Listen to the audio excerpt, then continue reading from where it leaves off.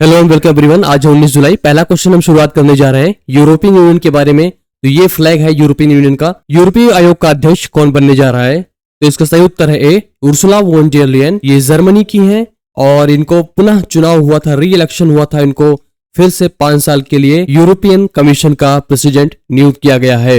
European commission का जो मुख्यालय है वो है ब्रसल्स, बेल्जियम में। हाल ही में यूरोप ने भी एरियान 6 रॉकेट का परीक्षण किया था फ्रेंच गुयाना नामक जगह से। इसके साथ साथ याद रखें कि यूरोपियन स्पेस एजेंसी ने ZDC यानी कि जीरो डेब्री चार्टर लॉन्च किया है और इसका उद्देश्य ये है कि हम इस प्रकार के सैटेलाइट्स को लॉन्च करें, इस प्रकार के अंतरिक्ष स्टेशन को लॉन्च करें जिसमें से कूड़ा कचरा न निकले, यानी कि लास्ट स्टेज का जो रॉकेट है वो किसी तरीके से री एंट्री करा के अर्थ में ही इसको डैमेज कर दी जाए, ना कि उसको अर्थ के बाहर एटमॉस्फेयर में, ना कि उसको अर्थ के बाहर ऑर्बिट कराया जाए। इस प्रकार से स्पेस जंग को कम किया जा सकता है और फ्यूचर यानी कि भावी मिशंस को सेफ और सुरक्षित बनाया जा सकता है।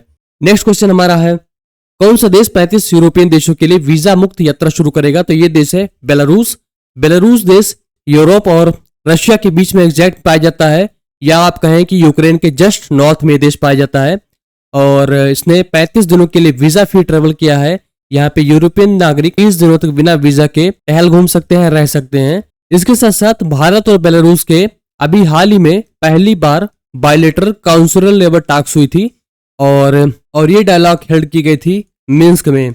मिन्स्क एक और बात के लिए फेमस है। यहाँ पे मिन्स्क एग्रीमेंट हुआ था जिसमें यूक्रेन और रशिया के लेकर जो युद्ध शुरू हुए थे उसको मिन्स्क एग्रीमेंट भी कहते हैं। कि है अगला क्वेश्चन है मेडिकल रिलेटेड है।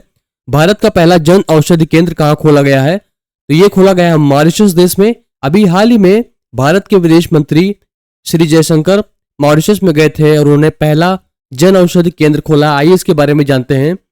भारत में जो जन औषधि केंद्र ऑपरेट करते हैं उनको बोलते हैं प्रधानमंत्री भारतीय जन औषधि केंद्र। इसके नाम को थोड़ा सा ट्विक भी किया गया है, बदला भी गया है। प्रधानमंत्री भारतीय जन औषधि परियोजना बोल दिया जिससे कि ये PMBJP हो जाता है, नहीं तो इसका ओरिजिनल जो नाम था वो था PMBJK। इसमें स्वास्थ्य की देखभाल लागत को कम करने के लिए देश भर में प्रधानमंत्री जन औषधि केंद्र की स्थापना की गई है। Bureau of pharma PSU of India इसके माध्यम से जेनरिक दवाओं को समन्वय, खरीद, आपूर्ति और विपणन का प्रबंधन करता है। आसान शब्दों में कहें तो जेनरिक दवाइयां फ्री ऑफ कॉस्ट प्रोवाइड की जाती हैं, कम दाम पर प्रोवाइड की जाती हैं हर जिले में जो अस्पताल बनाए गए हैं।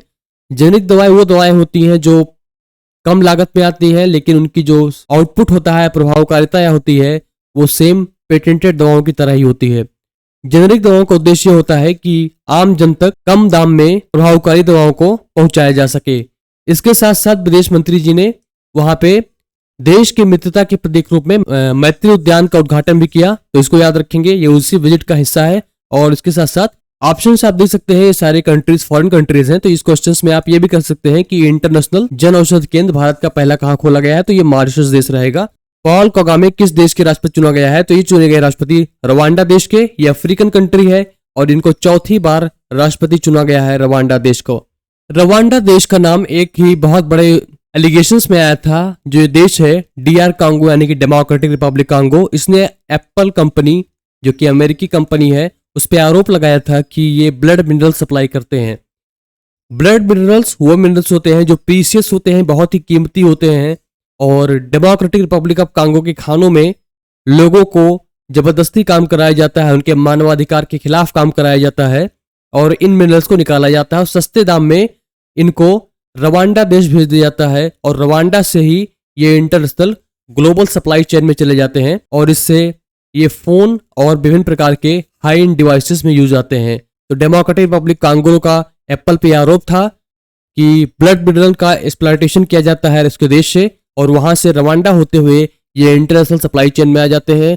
रवांडा की राजधानी है किगाली और इससे एक और इंटरेस्टिंग क्वेश्चन उभर के आ रहा है, इसके बारे में हम डिस्कस करते हैं। पहले इसकी करेंसी जान लेते हैं। इसकी करेंसी है Rwandan Frank. Kigali agreement Rwanda की राजधानी किगाली में हुआ था और इसका जो मेन समरी थी कि HFCs को इसमें घटाना था, हाइड्रोफ्लोरोकार्बन्स। ये सारी गैसेस ग्रीन हाउस गैसेस होती हैं और इन्वायरमेंट में बहुत नुकसान पहुंचाती हैं। ये सूर्य की किरणों से आती हुई हीट को ट्रैप कर लेती हैं, रोक लेती हैं।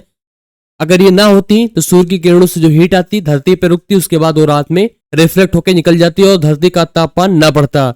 लेकिन इनके होने से अर्थ का टेम्परेचर लगातार बढ़ता चला जा रहा है। तो इस एग्रीमेंट में इसको फेज आउट करने की बात कही गई थी। अगला क्वेश्चन हमारा शायद सिनेमा से होगा। एनएफडीसी ने द वॉइस बॉक्स लॉन्च करने के लिए किस कंपनी के साथ साझेदारी की है? तो ये है नेटफ्लिक्स। एनएफडीसी जैसा उसका नाम है, नेशनल फिल्म डेवलपमेंट कॉर्पोरेशन यानी कि राष्ट्रीय फिल्म विकास निगम, और नेटफ्लिक्स इंडिया ने अंग्रेजी, हिंदी, मराठी और कई अन्य भारतीय भाषाओं में वॉइस ओवर कलाकारों को प्रशिक्षित करने के लिए द वॉइस बॉक्स नामक एक अप स्किलिंग कार्यक्रम की शुरुआत की है। Up skilling means skill development होगी। जो वॉइस आर्टिस्ट होते हैं, जैसे आप एनिमेशन मूवीज जब देखते हैं तो जो एनिमेशन होते हैं उसमें एक्चुअली वो नहीं बोल रहे होते हैं, या कोई इंसान बोल रहा होता है, साथ साथ जैसे जैसे उसमें एक्ट करते हैं, उन्हीं को वॉइस ओवर कहते हैं। और इनकी ट्रेनिंग के लिए एनएफडीसी और नेटफ्लिक्स ने हाथ मिलाया है, और इसमें पर्ल एकेडमी एक प्रशिक्षण संस्थान है, वो इसका भागीदारी बनेगा। अगला क्वेश्चन हमारा है कोल यानी कोयला से रिलेटेड है। विश्व की दूसरी सबसे बड़ी कोयला खदान कहाँ है? तो ये है गेवरा माइन। गेवरा माइन हमारी आती है एससीसीएल के अंडर में, जो कि है सीआईएल के अंडर में।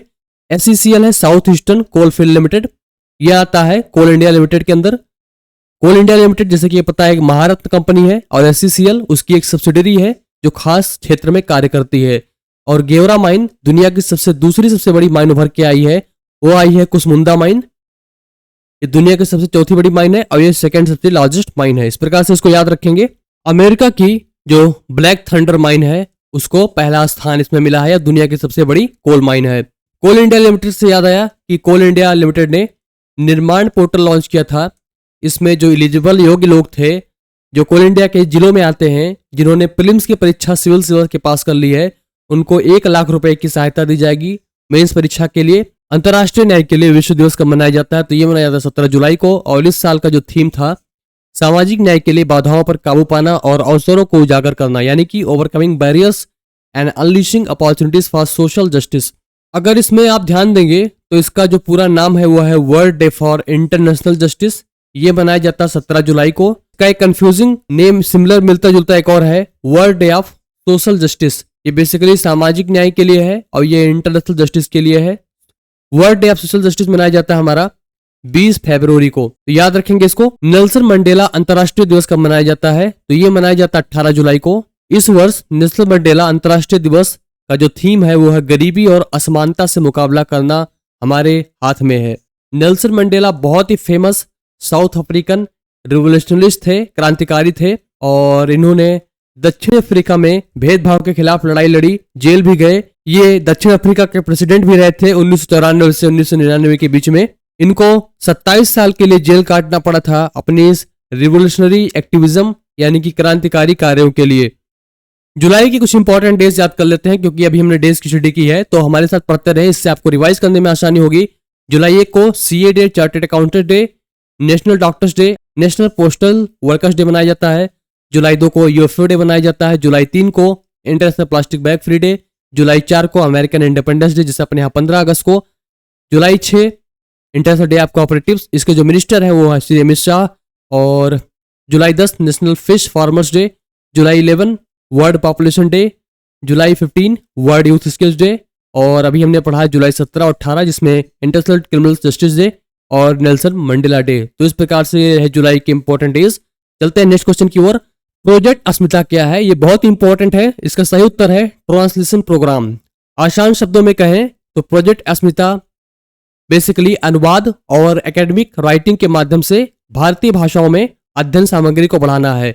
शिक्षा मंत्रालय और विश्वविद्यालय अनुदान आयोग, जिसको बोलते हैं यूनिवर्सिटी ग्रांट कमीशन, ये दोनों साथ मिलकर करीब 22,000 किताबें ऐसी लिखेंगे जो भारतीय भाषाओं में होंगी, और इससे शिक्षा को बहुत लोगों में फैलाया जा सकता है। जो ये प्रयास राष्ट्रीय शिक्षा नीति यानी कि नेशनल एजुकेशन पॉलिसी के तहत उच्च शिक्षा में भारतीय भाषाओं को बढ़ावा देने के व्यापक प्रयास का एक हिस्सा है। इसके साथ साथ ये बहुभाषा शब्दकोश यानी कि मल्टी लैंग्वेज डिक्शनरी भी लॉन्च करेगा। तो इस प्रकार से इसको याद रखें कि ये यूनिवर्सिटी ग्रांट कमीशन और मिनिस्ट्री ऑफ एजुकेशन का हिस्सा है। भारत में छत पर सौर संयंत्रों के लिए 240.5 मिलियन अमेरिकी डॉलर का ऋण किसने दिया है? तो ये ऋण दिया है एशियन डेवलपमेंट बैंक ने। ये घरेलू सोलर ऊर्जा के लिए ऋण दिया गया है। इससे क्या होगा, सोलर पैनल्स को सब्सिडी दी जाएगी और सोलर पैनल्स के यूज को बढ़ावा मिलेगा। ऑपरेशन अन्य परिस्थिति किससे संबंधित है? ये बहुत ही इंपॉर्टेंट है। तो ये संबंधित है रेलवे प्रोटेक्शन फोर्स यानी कि आरपीएफ से। रेलवे में अक्सर बच्चे खो जाते हैं, बिछड़ जाते हैं, उनको ढूंढ के उनके माँ बाप तक पहुंचाया गया। और ऑपरेशन नन्हे फरिश्ते चाइल्ड ट्रैफिकिंग को भी रोकता है। ऑपरेशन नन्हे फरिश्ते के तहत करीब 80 से 81 हजार से ज्यादा बच्चों को उनके माँ बाप से मिलवाया जो बिछड़ गए थे। किस राज्य ने ई स्वास्थ्य धाम लॉन्च किया है? तो ये है उत्तराखंड। ये बेसिकली उनके लिए है जो तीर्थयात्री जा रहे हैं चार धाम के लिए और उनको कोई समस्या हो रही, खासकर जो सीनियर सिटीजन्स हैं, तो ये ई स्वास्थ्य धाम उनके लिए बनाया गया है, ये उनके लिए कार्य करेगा। अगला क्वेश्चन हमारा है टनल को लेके, भारत की सबसे बड़ी और लंबी शहरी सुरंग कौन सी होगी? तो ये सुरंग जुड़ेगी थाने को बोरीवली से। इसको याद रखेंगे, इसका उद्घाटन जल्द ही होने वाला है। और आशा आपको सेशन अच्छा लगा होगा। कोई डाउट या फीडबैक हो तो जरूर शेयर करें, डाउट को आंसर करूंगा, फीडबैक को इंप्लीमेंट किया जाएगा। और तो बस आज के लिए इतना ही। Thank you so much for watching, have a great day.